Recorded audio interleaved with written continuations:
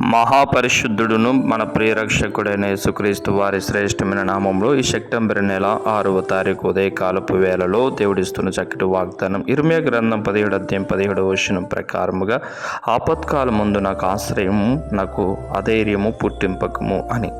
ఆపత్కాలంలో ప్రతి మనిషికి కలిగేది ఏమిటో తెలుసా? అధైర్యమే.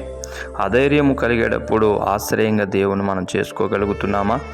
ఎవరెవరకు వైపుగా చూస్తాం? మనకు అధైర్యం కలిగేటప్పుడు ఎవరినో ఆశ్రయిస్తాం, ఎవరెవరకు చూస్తాం. ఇబ్బందులు కలిగేటప్పుడు ఆపత్కాలం ముందు దేవుని వైపు చూడడం మానేసి మనుషుల వైపు చూస్తాం. అది ఎంత మాత్రం మంచిది కాదు. ఎందుకంటే మనుషులు నమ్ముకున్నట్టు కంటే యెహోవాను నమ్ముకునుట మేలు అని దేవుని యొక్క వాక్యం సెలవిస్తుంది. నేటి నుండి వాగ్దానం వింటున్న నా దేవుని బిడ్డలారా, దేవుని వైపు చూద్దాం. దేవుని కృప మనందరూ తోడినుగాక. ఆమేన్. మహాపరిశుద్ధుడైన తండ్రి, నీ ఉన్నతమైన విలువైన ఘనమైన నామమునకు మహిమ ఘనత ప్రభావాలు చెల్లిస్తూ ఉన్నాం. ఈ వాగ్దానము బిడ్డల జీవితాల్లో ధైర్యం కలిగించుటకు సహాయం చేయమని, నీ కృప చేత నింపమని యేసు నామమున అడుగుచున్నాం తండ్రి. ఆమేన్.